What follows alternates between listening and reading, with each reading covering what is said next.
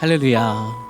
근데 우리가 지난 주일에는 인생의 끝에 서서 노년에 있는 이 고라의 자손이 진짜 인생 짧은 한 뼘 인생을 살아가고 있는 세상의 모든 거민들에게, 우리들에게 말씀하고 있는 그 지혜자의 길이란, 마침내 하나님께서 나를 친히 영접해 주시는 그 길이란 과연 어떤 건지를 우리가 시편 49편을 통해서 봤었습니다. 이제 오늘은요, 신약으로 좀 한번 넘어와서 역시 인생의 끝자락에 서 있는 노년의 한 신앙인이 자신의 영적인 아들에게, 그리고 다음 세대 신앙인에게 보내는 편지의 말씀을 우리가 함께 묵상하려고 해요. 사도 요한이라고 하는 나이 지긋한 신앙인이자 예수 그리스도의 사도이지요. 그렇게 노년의 사도 요한이 그의 사랑하는 영적인 아들 가이오에게 보내는 편지의 이 말씀입니다. 1절 말씀 보면 이렇습니다. 장로인 나는 사랑하는 가이오, 곧 내가 참으로 사랑하는 자에게 편지하노라. 여기서 요한이 자기 자신을 장로라고 부르고 있는데요, 이 장로라고 하는 단어는 이제 구약에서는 자켄이라고 하고요, 신약에서는 프로스비테로스라고, 원래는 그 둘 다의 의미가 올드맨입니다. 나이 많은 원로를 지칭하는 표현이 바로 장로라는 표현이에요. 당시에 사도 요한이 예수님의 사도로서, 또 교회의 지도자로서 장로인 것도 분명 맞지만요, 그와 동시에 또 이 장로라는 원래 의미 그대로 이제 이마만큼 이제는 요한도 이제 더 이상 옛날에 어린 요한이 아니죠. 막내 요한 아닙니다. 나이가 굉장히 많이 들었죠. 어느덧 수많은 험난한 세월들을 다 지내오고서 인생 끝자락에 이제 어딘가에 서 있는 노년이 된 이 사도 요한의 편지글입니다. 이렇게 사도로서, 또 오랜 신앙인으로서 요한이 지금 편지를 쓰고 있는 그 대상은요, 가이오라고 하는 사람인데, 우리의 이 사도 요한이 참 어지간히 되게 많이 사랑했었던 사람인가 봅니다. 이 가이오라는 사람. 이 본문 전체적으로 보면 사랑한다라는 표현이 굉장히 많이 계속해서 반복적으로 끊이지를 않는데요, 보통 요한의 편지가 다 이렇습니다. 요한의 편지 보면 전에 이제 예수님의 사랑을 많이 받았던 애제자가 요한이라서 그런지 일반적으로 교회에 대해서, 교회를 향해서 사랑한다는 표현을 굉장히 많이 전하고 있는 이 사도 요한의 편지글이 있는 게 사실이지만, 오늘 특별히 요한 3서는요, 한 개인에게 말씀하는 거죠. 한 개인에게, 특별히 한 사람에게, 그 시작부터 내가 참으로 사랑하는 자라고 직접적으로 이렇게 표현할 정도로 요한이 굉장히 많이 사랑하고 있는, 그야말로 요한의 애제자가 이 가이오라고 하는 인물입니다. 나중에 4절 말씀에 가보면요, 이 가이오를 가리켜서 내 자녀들 중에 이제 하나라고 표현할 정도는 하는 것으로 보아서, 이 전에 사도 요한을 통해서 예수님을 알게 되고 거듭나서 이제는 그리스도인으로서 이제 여러 사역들을 감당해 나가고 있는 요한의 영적인 아들이 바로 이 가이오라고 보여요. 예수님께 참 우리가 알다시피 사랑을 많이 받았던 이 애제자가 요한인데요, 이제 그런 요한에게, 이제 나이 많은 요한에게 이제 애제자가 또 생겼습니다. 그러면서 이제 이 노년의 사도 요한이 자신의 영적인 아들 가이오를 향해서 오늘 본문 전체적으로 보면요, 사랑하는 자요, 사랑하는 자요, 사랑하는 자요 라고 크게 3번을 지금 부르고 있습니다. 2절에서부터 사랑하는 자요 라고 부르고요, 또 5절 가보니까 사랑하는 자요 라고 또 부르고, 그리고 11절에서도 사랑하는 자요 라고 이렇게 3번을 부릅니다. 그렇게 부르면서요, 자신의 사랑하는 애제자 가이오가 이것만큼은, 내가 신앙생활을 지금까지 해보니까 이것만큼은 끝까지 명심하고 지키면서 살아갔으면 하는 그 3가지 부분에 대해서 오늘 이 노년의 사도 요한이 지금 말씀하고 있다라는 사실입니다. 그렇다면 그 옛날 어릴 적에는 멋모르고 우리 예수님 따라다니면서 막내로 쫄쫄쫄쫄 예수님 품에 안겨서 애제자로만 살아왔었던 이 요한이 예수님 부활 승천 이후에 어엿한 이제 주님의 증인이 되어서, 또 주님의 사도가 되어서 그 수많았던 험난한 세월들을 지내오면서 인생 끝자락에 사랑하는 자신의 애제자에게 남겨주고자 하는 말씀은 과연 어떤 것인지를 우리가 또 살펴보면서요, 우리 역시도 이 부분에 먼저 집중하고 또 이 부분들을 역시나 우리들의 사랑하는 자들에게, 사랑하는 우리 자녀들에게, 후대들에게 제대로 남겨줄 줄 아는 그런 하나님께서 참으로 사랑하는 자들이 저와 여러분 모두가 되시기를 간절히 축원합니다. 세 가지 볼 건데요. 먼저 사도 요한은 사랑하는 자여 영혼이 잘되고 범사에 잘되고 강건하라 라고 말씀하고 있습니다. 2절 보면 이렇게 말씀하죠. 우리가 너무나 잘 아는 말씀입니다. 사랑하는 자여 네 영혼이 잘됨 같이 네가 범사에 잘되고 강건하기를 내가 간구하노라. 여기 보니까 요한은 세 가지 부분에서 이 사랑하는 자를 위해서 간구한다라고 얘기를 합니다. 첫째, 영혼이 잘됨 같이 잘되는 것. 그리고 둘째는 범사에 잘되는 것. 그리고 셋째는 강건이죠. 건강, 강건한 거. 이 세 가지입니다. 이 세 가지 부분을 놓고 지금 나의 제일 많이 사랑한다는, 참으로 사랑한다는 애제자 이 영적 아들 가이오를 위해서 주님께 지금 간구하고 기도드린다라는 말씀이에요. 그럼 여기서 우리가 이제 주목해야 되는 것이 있죠. 잘됨 같이 뭐 잘되고 계속 반복되는데 이 잘되는 것, 잘된다라는 표현이 과연 무엇을 의미하는 것이냐라는 부분입니다.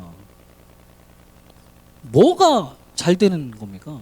뭐가 잘 풀리는 거, 뭐 이렇게 슬슬 뭐가 막 잘 풀리면 이게 다 잘 되는 걸까요? 뭐 소위 말하면 무탈하면 잘 되는 걸까요? 특별히 먼저는 네 영혼이 잘됨 같이라고 말씀하고 있는데 과연 그러면 어떤 게 영혼이 잘 되는 것입니까? 사실 저 첫 번째 영혼이 잘 되는 것하고요, 이 두 번째 범사에 잘 되는 것이라고 하는 표현은요, 우리말로도 똑같이 이제 잘 된다라고 번역이 됐듯이 원어로도 실제 똑같은 단어를 사용합니다. 똑같은 신약의 단어예요. 유오도라고 하는 단어인데요, 실제 이게 어떤 게 잘 되는 건지 동일한 단어를 가지고 이 로마서 1장 10절 말씀에 가보면 사도 바울이 이렇게 말합니다. 어떻게 하든지 이제 하나님의 뜻 안에서 너희에게로 나아갈 좋은 길 얻기를 구하노라 라고 표현할 때 좋은 길로 나아간다 라고 하는 이 로마서의 표현 그대로 오늘 본문에 네 영혼이 잘 된다 라고 하는 거예요. 네 영혼이 잘 되든 뭐 범사에 잘 되든 이 잘 된다라는 표현은 이거는 원래 의미가 좋은 길로 나아간다는 뜻입니다. 좋은 길로 걸어간다, 올바른 길로 나아간다, 뭐 제대로 된 길을 걸어간다라는 의미죠. 특별히 이어지는 3절과 오늘 보면 3절과 4절 말씀을 보면요, 보다 더 구체적으로 과연 어떤 것이 잘 되는 거고 좋은 길로 나아가는 건지 제대로 된 길로 걸어가게 되는 건지를 이렇게 말씀하고 있습니다. 3절 4절 보면요, 형제들이 와서 너에게 있는 진리를 증언하되 네가 진리 안에서 행한다 하니 내가 심히 기뻐하노라. 내가 내 자녀들이 진리 안에서 행한다 함을 듣는 것보다 더 기쁜 일이 없도다. 이렇게 진리 안에서 행하는 것, 진리의 말씀 안에서 이 길을 걸어가는 것이 바로 좋은 길로 나아가는 것, 하나님께서 보시기에 좋은 길로 걸어가는 것이죠.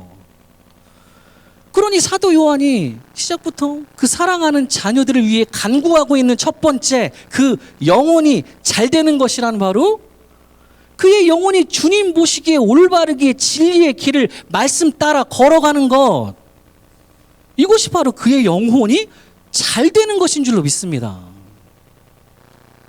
그리고 두 번째로 간구하는 건 역시도 실은 첫 번째와 크게 다르지는 않습니다. 첫 번째 시작되는 거죠. 2절 말씀 다시 보면 이렇게 얘기하죠.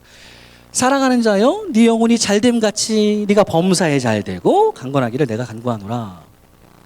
그 영혼이 먼저 주님 보시기에 올바르게 진리의 길로 걸어가듯이 영혼만 그러는 거 아니라요, 이제는 거기에서 실제 그가 살아가고 있는 범사라고 하는 이 모든 삶의 현장에서도 그가 오직 하나님 보시기에 올바르게 진리의 길로 힘들어도 꿋꿋하게 말씀 따라 살아내는 것, 이것이 바로 그가 범사에 잘 되는 것이다라는 말씀입니다. 영혼의 부분과 실제 삶의 부분들, 그리고 믿음의 부분과 이제 뭔가 나타나는 행함의 부분은 이거는 우리가 결코 이렇게 이것 따로 저것 따로 뭐 따로 국밥처럼 이렇게 떼놓을 수가 있는 게 아니죠.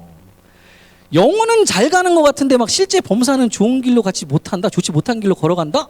라는 건 이건 말이 기본적으로 안 됩니다. 이 둘은 반드시 같이 가야 되는 거예요. 그리고는 이제 세 번째로 네가 강건하기를 내가 간구하노라 이제 라고 말씀하고 있습니다. 앞서 첫 번째 영혼의 부분과 근데 두 번째 실제 범사의 부분이 크게 다르지가 않듯이요. 이 강건하다, 건강하다라는 건 역시도 그냥 몸만 멀쩡하게 우리가 몸만 막 육신만 막 바디빌더 같이 저는 잘 안 나오는데 하여튼 몸이 막 이렇게 좋은 그런 의미만을 얘기하는 건 아니겠죠. 몸과 함께 뭐가 같이 가야 됩니까? 영혼의 건강까지도 같이 의미하는 표현입니다. 실제로 신약에서 이 강건하다라고 하는 똑같은 단어를 가지고요. 다른 구절에서 사용될 때는 육신의 건강보다는 사실 그 영혼이 온전하게 되는 것을 나타낼 때 사용되는 표현입니다. 그런 표현이 더 많아요. 그렇게 사랑하는 자녀의 그 육신의 건강도 뿐만 아니라 동시에 그 영혼의 건강도 그리고 영육 간의 강건함을 위하여 이제 주께 간구드리고 있는 영적 아비 이제 사도 요한이라는 말씀입니다. 이 2절 말씀의 내용들을 세 가지 정리를 보면 이렇게 정리해 볼 수가 있을 것 같아요. 사랑하는 자를 위하여 간구하는 세 가지. 마이크가 좀 이상한데? 먹먹한데 지금? 좀 이상한데? 사랑하는 자를 위하여 간구하는 세 가지 내용이죠. 첫 번째는 범사에 잘 되는 것. 영혼부터 주님 보시기에 올바르게 진리의 길을 말씀 안에서 걸어가는 거, 이게 첫 번째. 그리고 두 번째는 거기서만 끝나면 안 되죠. 뭐 영혼만 그렇게 가는 게 아니라 실제 범사는 모든 일입니다. 모든 삶의 현장 속에서도 이 진리의 말씀 따라 제대로 이 길 걸어가는 것. 그리고 마지막은 강건한 것. 그냥 육신만 이게 아니라요. 영혼과 육신이 모두 온전하게 강건해지는 것. 요 세 가지를 놓고 내 사랑하는 영적 아들을 위해서 늘 주께 간구하고 기도드린다. 내 사랑하는 아들이 이대로 진리 안에서 행하는 것, 이런 잘 되는 것을 보고서 내가 심히 기뻐한다라고 얘기하고 있는 그의 영적인 아비 사도 요한입니다. 바라기는 우리 역시도 먼저는 우리가 이렇게 영혼이 잘 되고 범사에 잘 되고 강건해지기를 간절히 소망합니다. 먼저 우리의 믿음의 부분에서, 영혼의 부분에서 우리 영혼이 하나님께서 보시기 좋은 대로 진리의 말씀 안에서 제대로 된 이 신앙의 길을 우리의 믿음이 그렇게 걸어가야 되겠고요. 그리고 믿음만 그러고 내 영혼만 그러고 따로 국밥 아니라고 그랬습니다. 믿음만 있고 행함이 없는 믿음은 그 자체가 죽은 것이라고 말씀하셨기 때문에 그게 아니라 반드시 살아있는 믿음을 가지고 실제 범사의 모든 삶 속에서도 진리의 성경 말씀 따라서 행함으로 열매가 이제 풍성하게 맺혀지는 삶을 살아내야 하겠고요. 그리고 강건하라. 육신의 건강 못지않게 사실 훨씬 더 중요한 것이 우리의 영혼의 건강, 영혼의 강건함이기 때문에 늘 영육 간에 모두 강건해지도록 몸도 좀 단련해야 됩니다. 저도 이제 운동할 거예요. 우리 같이 걸어요. 여기 파크 저도 이제 걸을 겁니다. 하여튼 육신도 건강하고요. 비리비리해서 하나님께서 맡기신 사역 잘 못하면 안 되잖아요. 연예인들은 프로그램 잘하려고 막 담배도 끊고 막 다 끊고 막 건강 엄청 챙기는데 우리는 연예인보다 훨씬 더 중요한 하나님의 연예인들이기 때문에 하나님의 사람들이기 때문에 육신의 건강도 잘 챙겨야지 맞습니다. 육신도 몸도 체력 단련 열심히 하고 또 말씀으로 영혼의 단련, 신앙 단련도 제대로 해나가야 된다라는 말씀입니다. 그리고 나만 그렇게 사는 거 아니잖아요. 그죠? 나만 그리 살고 마는 거 아니라 나의 사랑하는 자들에게도 마찬가지로 내 사랑하는 자녀들을 위해서도 꼭 이렇게 하나님 아버지께 간구 드리는 그런 엄마 아빠, 그런 리더가 되었으면 좋겠습니다. 사랑하는 자여, 네 영혼이 잘됨 같이 네가 범사에 잘되고 강건하기를 내가 간구하노라. 형제들이 와서 내게 있는 진리를 증언하되 네가 진리 안에서 행한다 하니 내가 심히 기뻐하노라. 내가 내 자녀들이 진리 안에서 행한다 함을 듣는 것보다 더 기쁜 일이 없도다. 이렇게 사랑하는 자녀들을 향한 사도 요한의 이 기쁨이 바로 동일하게 우리들의 기쁨이 되기를 소망합니다. 그저 내 자녀들의 다른 잘 되는 것으로 인해서, 세상 잘 되는 것으로 인해서만 힘이 기뻐하려고 하는 그런 엄마 아빠 아니라요. 그런 리더 아니라 궁극적으로 가장 먼저는 그들의 영혼이 잘됨, 영혼이 하나님의 보시기에 좋은 대로 진리의 말씀 안에서 제대로 된 신앙을 세워지는 것을 보면서 심히 기뻐하고요. 또 그들 역시 살아있는 믿음으로 실제 그들의 삶 속에서까지도 많이 힘들고 어려워도 어떻게든 성경 말씀 붙잡고 그 말씀 따라 행함으로 살아내고자 애쓰는 모습들을 보고 애비된 마음으로 그것 때문에 기뻐하는 엄마 아빠, 그런 리더. 그리고 그들의 육신의 건강 못지않게 영혼의 건강도 나날이 진리의 말씀 위에서 더더욱 단련되는 모습을 보고서 심히 기뻐할 줄 아는 그런 믿음의 엄마 아빠, 믿음의 리더가 저 여러분 모두가 되시기를 간절히 축원합니다. 이게 첫 번째 사랑하는 자요 에서 말씀하시는 부분이거든요. 이제 두 번째로 사도 요한은요, 사랑하는 자요 진리를 위하여 함께 일하는 자가 되라 라고 말씀하고 있습니다. 5절 말씀 보면 이렇게 말씀하십니다. 그러므로 우리가 이 같은 자들을 영접하는 것이 마땅하니 이는 우리로 진리를 위하여 함께 일하는 자가 되게 하려 함이라 라고 말씀합니다. 이건 이제 두 번째 사랑하는 자에 연결되는 그 결론 부분이에요. 앞서는 진리의 말씀 안에 행하면서 그리 네 영혼이 잘되고 범사에 잘되고 강건하라 라는 말씀이 있었는데요, 이제 조금 더 심화되어서 그냥 너 혼자만 진리를 위하여 살아가는 거 아니라 이 두 가지를 함께 얘기하십니다. 사랑하는 자요 진리를 위하여 함께 일하는 자가 되라. 뭐니 해도 가장 기본적으로는 그리스도인이 말씀이죠. 진리의 말씀, 진리를 위하여, 진리의 하나님의 성경 말씀을 위하여 늘 성경에 나 자신을 비추어 보면서 그 진리의 방향대로 우리 공동체가, 우리 가족이, 우리 교회가 그 방향대로 제대로 걸어가야 되는 그런 사람이 되어야 하겠고, 그러나 거기서만 끝나는 게 아닙니다. 함께 일하는 자라는 게 또 붙어 있죠.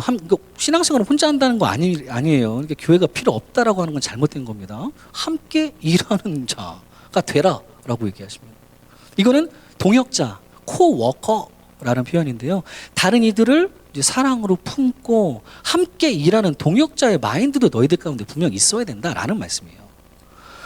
사실 모든 일은 그 사역을 실제로는 나 혼자 하는 게 빠르고 쉽고 편하고 문제 없다라고 할지라도 결코 그자서 혼자 신앙생활하고 혼자 사역하는 사람 아니라요, 어찌되었든 하나님께서 지금 나와 함께 일하도록 붙어주신, 하나로 묶어주신 저 여러분의 만남은 우연이 아니라고 그랬습니다.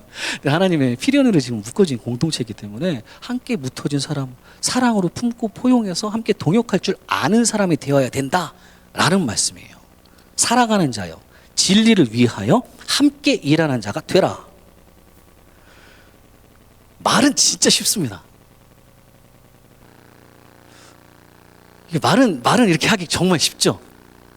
저만 해도 이렇게 말은 하기 정말 쉬운데, 이게 말처럼 이대로 하는 건 진짜 어려운 일입니다. 별로 이렇게 동요가 안 해봐서 잘 모르겠는데 진짜 어려운 일이에요. 이거 진짜 어려운 일입니다. 따로따로는 할만해요. 따로따로 만약에 이것만 하고 저것만 해라 그러면 굉장히 이지한 작업인데, 진리를 위하여 라고만 말씀하시면 그렇게 하면 되고요. 또 함께 일하는 자가 되라 라고만 하시면 그래도 해볼 만한데, 항상 성경에서 이 둘을 같이 말씀하십니다. 진리를 위하여 함께 일하는 자가 되라. 이거는요 정말 어려워요. 하나는 진리의 말씀 그대로, 하나님의 법 그대로 적용해서 잘못된 부분은 또 잘라내야 되는 부분인 거고요. 근데 또 하나는 사랑으로 품고 포용할 줄도 알아야 된다라는 말씀이거든요. 이 두 가지가 언제나 조화롭게 계속 잘 가주면 좋겠는데 대부분의 경우에는 그러지를 못합니다. 상충되는 부분이 꼭 생겨요. 이 둘 사이에 그래서 어디에 강조점을 두고 따라가야 되는지, 결단을 내려야 되는지, 우리 공동체 가운데, 교회 가운데, 또 가정 가운데 선택해야 되는 경우가 우리의 생각보다 상당히 많이 있습니다. 예전에 우리가 히브리서 12장 말씀에서도 살펴봤었던 거룩함을 지키느냐, 화평함을 지키느냐, 이 두 개 같이 꼭 얘기하셨죠. 또 로마서 14장에서도 하나님의 나라는 의와 올바른 것과 또 샬롬, 평강이라고 말씀하셨습니다. 이 두 가지를 함께 이해해야 되는데 이 둘의 관계라고 이해하시면 좀 쉬울 것 같아요. 진리를 위하여, 거룩함을 지키기 위해서, 우리 안에 의를, 올바름을 지키기 위해서 우리 안에 잘못된 것들 진리의 말씀 따라 제거해 나갈 줄 아는 작업도 해야 할 줄 알아야 하는데, 그런데 또 함께 일하라시니 사랑으로 품을 줄도 알아야, 화평함으로, 샬롬으로 이걸 이루기 위해서 그렇게 해야 된다니까. 또 뭐든 그냥 막 잘라내버리기에는 또 어떻게 해야 되지? 어느 쯤에서 이걸 해야 되는지 결국 말처럼 저렇게 두 개가 쉽게 가기는 어렵다라는 거예요. 한 가지만, 아까도 얘기했지만 한 가지만 꼭 말씀하시는 거 아니라 계속 두 개를 같이 얘기하시는 거예요. 오늘 본문에서도 진리를 위하여 함께 일하는 자가 되라. 히브리서에서도 거룩함과 화평함을 얘기하시고, 로마서에서도 의와 평강을 꼭 함께 말씀하시더니 오늘 본문에서도 이 두 가지를 동시에 말씀하고 계신답니다.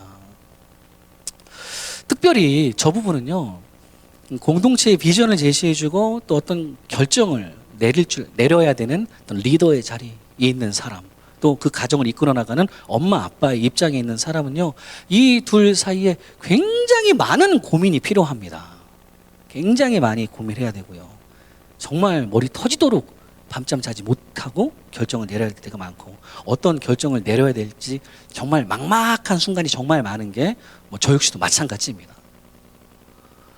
진리를 위하여 함께 일하는 자라 되라.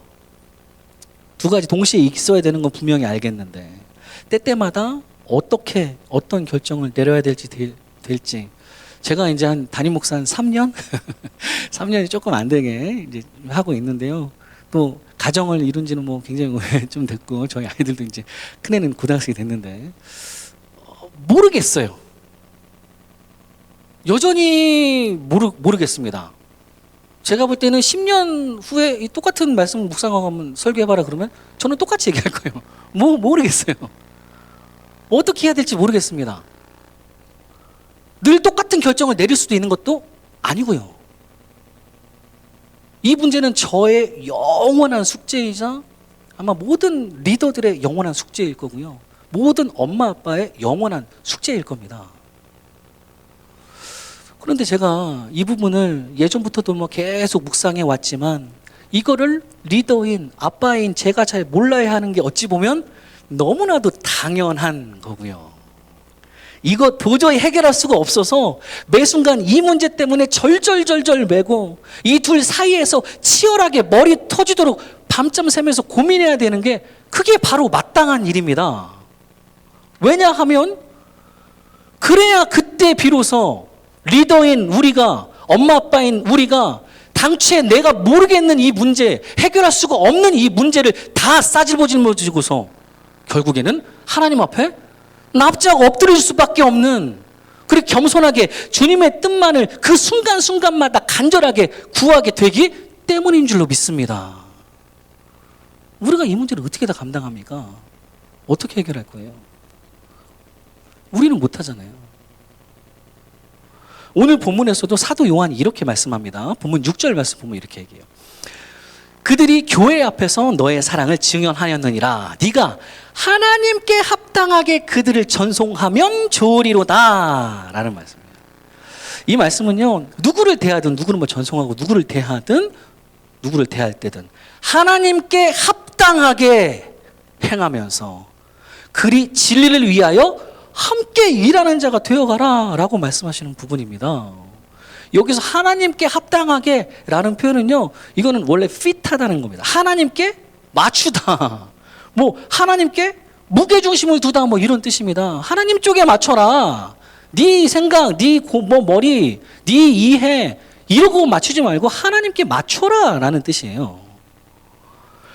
그렇게 잘 모르는 문제, 백날에도 이건 안 풀리죠. 뭐 어떤 게 정답이 있는 것도 아닌 것 같아요.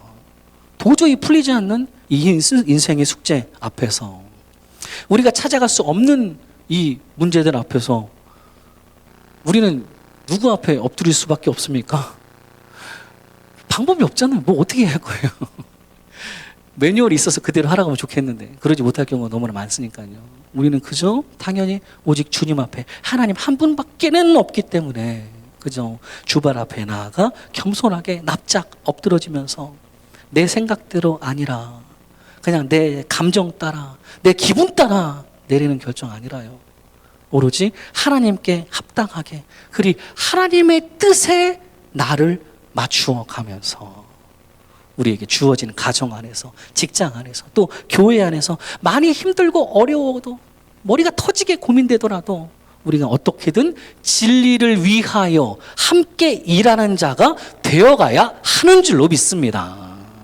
그럴 때 우리에게 맡겨주신 그 사랑하는 자들 역시도 언젠가는 우리에게 이어서 하나님께 합당하게 진리를 위하여 함께 일하는 자들이 그들 역시도 되어갈 줄로 그렇게 우리 주님께서 친히 이끌어 주실 줄로 확신합니다.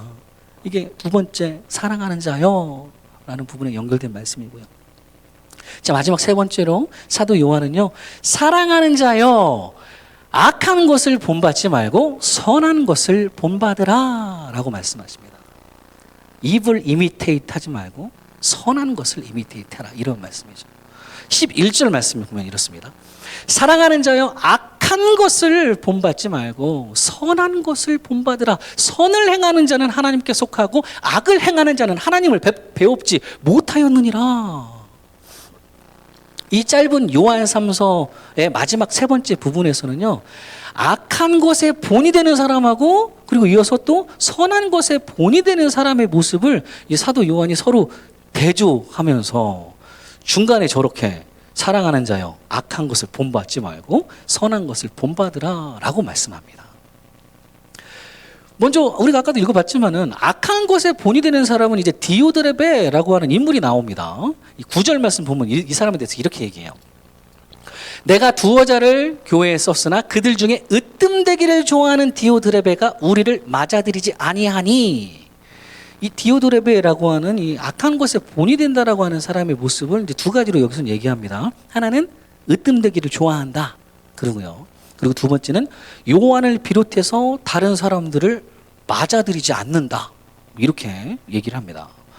먼저 으뜸되기를 좋아하는 사람이라고 표현하는데요. 이제 뜻 그대로 자꾸 다른 사람들 앞에서 이제 내가 으뜸되기를, 내가 좀 드러나기를, 내 이름이 좀 높아지기를, 내가 조금 좀 유명해지기를 이렇게 바라기를 좋아하는 사람이다. 이런 거죠. 근데 여기서 이 으뜸이라는 표현이 참 신약에서는 그렇게 많이 사용되는 표현이 아닌데, 이 으뜸이 원래는 누구에게 사용되고 있는 단어인지를 한번 봐야 되겠죠. 골로새서 1장 18절 말씀 보면요, 으뜸은 이분께 으뜸이라고 합니다. 그는 몸인 교회의 머리시라. 그가 근본이시오. 죽은 자들 가운데서 먼저 나신 이시니 이는 친히 만물의 으뜸이 되려 하심이요. 누굽니까? 예수님이에요. 이 으뜸이라는 표현은 당연히 교회의 머리 대신 근본이신 우리 주 예수 그리스도만을 가리키는 표현이 돼야 되는데, 오늘 이 디오드레베라고 하는 사람은 얘기하자 보면 예수님이 아닌 거예요. 예수님을 드러낸다라고 말은 할 수 있겠죠. 이 사람도 교회의 사역자 같아요. 보니까 교회 좀 높은 사람 같은데, 말은 예수님께 높인다 얘기하지만 사실 드러난 거 이렇게 보니까 예수를 높인 사람이 아니에요. 하나님을 드러내는 사람이 아니라는 겁니다. 그냥 내가 이렇게 드러나고 내 이름이 올라가고 마치 바벨탑 쌓듯이 그런 자기 이름이 온 세상에 퍼지기를 그걸 원하는 사람, 그렇게 한마디로 얘기하면 교만하고 오만한 사람이라는 얘기죠. 이런 특성이 있고 이 악의 본은. 또 아까 그 9절 끝자락에 보니까요, 다른 사람들을 맞아들이지 않는다라고 얘기를 하죠. 다른 사람들, 심지어 지금 이 말을 하고 있는 사도 요한이라고 하는 사도 요한은 아주 공식적인 교회의 지도자입니다. 하나님께서, 예수님께서 친히 지명해 주신 하나님의 종마저도 맞아들이지 않는다라고 얘기를 하죠. 이 영어로는 웰컴이 없다 또는 이제 receive라는 단어를 써요. 받아들이지 못한다. 바꿔 얘기하면 인정하지 않는다는 뜻이에요. 인정하지 못한다. 그러니까 나 말고는 다른 사람은 인정 안 하는 거예요. 다른 사람 나만 야 내가 다 맞아. 니네 다 틀렸어. 내가 다 맞아. 이렇게 얘기하는. 특별히 그러니까 뭐 나만 하나님의 사람이고 나만 들 옳다라고 생각하는 굉장히 신앙적으로도 이제 독선적인 사람이다라고 이제 표현할 수가 있겠어요. 그렇게 내가 옳다라고 막 자꾸 드러내면서 또 그러면서 뒤에서는 온갖 나쁜 오만 가지 짓들은 다 하고 다니죠. 이어지는 10절 말씀 보면 이렇습니다. 그러므로 내가 가면 그 행한 일을 잊지 아니하리라. 그가 악한 말로 우리를 비방하고도 오히려 부족하여 형제를 맞아들이지도 아니하고 맞아들이고자 하는 자를 금하여 교회에서 내쫓는도다. 이렇게 얘기합니다. 악한 말로 나쁜 말로 자꾸 요한과 같은 이 하나님의 종들마저도 막 비방하고 욕하면서 막 돌아다니고요. 뒤에서 그것도 모자라서 형제들을 받아들이기는커녕 받아들이자고 얘기하는 사람들마저도 다 그냥 교회에서 나가 다 내쫓아버리는 그냥 아주 악한 모습을 제대로 보여주고 있는 이 사람입니다. 그래서 사도 요한이 야, 내가 가면 그 행한 일 잊지 않고 가만히 안 내버려 둘 거야 막 이렇게. 사도 요한은 사랑이 많은 사람인데 이 사람이 이렇게까지 얘기할 정도로 이 디오드렙의 악한 것에 이제 본이 되는 사람의 모습입니다. 이와는 정반대로 이제 요한은 또 데메드리오라고 하는 이제 선한 것에 본이 되는 사람의 모습을 또 이렇게 소개해주고 있어요. 12절 말씀이죠, 마지막. 데메드리오는 뭇 사람에게도 진리에게서도 증언을 받았으며 우리도 증언하노니 너는 우리의 증언이 참된 줄을 아느니라. 이 진짜 대단한 사람인 것 같아요, 이 데메드리오라는 사람. 저희가 뭐 확실히 데메드리오는 뭐 여러 동명이인들이 많기 때문에 어떤 데메드리오인지 모르겠지만요. 이 데메드리오라는 사람 당시에 있었으면 참 본이 될 만한 사람이었던 건 맞는 것 같습니다. 먼저 뭇 사람들이 증거한대요. 증언해 준대요. 뭇 사람들이라는 표현은요, 일반 사람들이라는 얘기입니다. 그냥 뭐 이게 그리스도인이든 그리스도인이 아니든 그냥 이 사람이 뭇 사람들이 이 데메드리오라는 사람이 어떻게 지금까지 살아왔는지를 어떻게 선한 삶을 살아왔는지를 전부 다 알 정도로 다 이 사람을 증언하고 칭찬할 정도로 이 사람이 그런 귀한 삶을 살아왔다라는 거 첫 번째. 그리고 두 번째 보니까 진리에게서도 증거를 받았다라고 지금 요한이 표현하고 있을 정도로 그렇게 진리의 성경 말씀에 비추어서 이 사람의 삶이 그야말로 진리 안에서 행하면서 지금까지 살아왔었던 사람, 아무래도 이제 좀 노년 약간 나이가 들은 그런 신앙이었었던 것 같은데 그런 데메드리오였다라는 거고요. 그리고 마지막으로는 사도 요한이라고 하는 공식적인 하나님의 종이 나서서 내가 대놓고 증언한다라고 얘기할 정도로 이 사람은 그야말로 선한 것에 본이 되는 삶을 아주 제대로 살아왔었던 데메드리오라고 하는 인물입니다. 이렇게 앞서서 디오드레베라고 하는 악한 것에 본이 되는 사람과 지금 데메드리오라고 하는 선한 것에 본이 되는 사람의 아주 극명한 이 차이를 모습을 대비를 해 주면서요. 사랑하는 자요. 이거 본받지 말고 이 악한 것 본받지 말고 선한 것을 본받으라. 이렇게 되라. 라고 지금 말씀하시죠. 그리고 결국에는요. 내가 이렇게 누군가를 본받는다라는 것은 그냥 본받다가 끝납니까? 아니죠. 결국 나중에 가서는 내가 그간 본받았던 요 사람처럼 똑같이 되어서 나 역시도 어떤 식으로든 누군가에게 본이 되는 삶을 살아간다라는 겁니다. 악한 것들 자꾸 본받으면서 이 본문의 디오드레베 같이 예수님이 아니라 막 내가 으뜸되려고 내가 더 높아지려고 그러고 다른 사람들 인정하라고 나만 오라라고 독선적인 생각으로 되려 하나님의 사람들을 뒤에서 막 비방하면서 다른 형제들을 자꾸 몰아내려고만 하는 그런 악한 것을 본받는 삶이 아니라요. 그러다 끝내 나조차도 누군가에게 특히 내 사랑하는 자녀들에게 똑같이 악한 것의 모델로 남게 되는 그런 사람 절대로 아니라. 얼마나 비참합니까? 이렇게 되면 이 디오드레베라는 사람 뭐 누군지는 잘 모르겠지만 얼마나 비참합니까? 뭘 남겨준 거예요 대체? 그거 아니라 우리는 오직 선한 것을 본받으면서 데메드루의 모습 그대로 진리의 말씀 안에서 이 땅을 힘들어도 어려워도 살아내고, 그리고 하나님께서 보시기에 선한 길을 꿋꿋하게 묵묵하게 걸어가다가, 그러다 보면 하나님의 나라는요 하나님께 기쁨이 되고요 사람들에게도 칭찬을 받는다고 그랬습니다. 사람들도 인정을 해줘요. 이 사람이 얼마나 선한 삶을 살아왔는지. 마침내 다른 사람들의 신뢰까지도 받게 되는, 그렇게 선한 사람으로 남게 되는, 그리고 그 누구보다도 누가 우리를 인정해 주시는 삶입니까? 마침내 우리 주님께서 친히 내 인생의 끝에서 나를 영접해 주시고, 잘했다 착하고 충성된 종아 라고 그 얘기 들려주시고 나를 영접해 주시는 그런 선한 것의 롤모델로 끝내 내 사랑하는 자들 마음 가운데 깊이 남게 되는 그런, 진정 우리 하나님께서 참으로 사랑하시는 귀한 주의 자녀들이 저와 여러분 모두가 되시기를 간절히 축원합니다. 사랑하는 우리 한인 소망교회 성도님들, 오늘은 이 요한 3서에서 이 노년의 사도 요한이 사랑하는 이 영적 아들 가이오에게 남겨주고 있는 편지의 말씀 보면서요, 우리 역시도 우리가 먼저 이 부분에 집중하면서 이 인생길을 걸어가고, 또 하나님께서 맡겨주신 귀한 사랑하는 자들에게도 이 무엇을 과연 남겨줘야 될지를 한번 살펴봤습니다. 이 표로 다시 정리해보면요, 세 가지죠. 첫 번째는 영혼이 잘 되고 범사에 잘 되고 강건하라. 이거 그냥 모든 수술 풀리고 뭐 무탈하다라는 얘기는 아니라고 그랬습니다. 물론 하나님께서 그렇게도 만들어 주실 줄로 믿어요.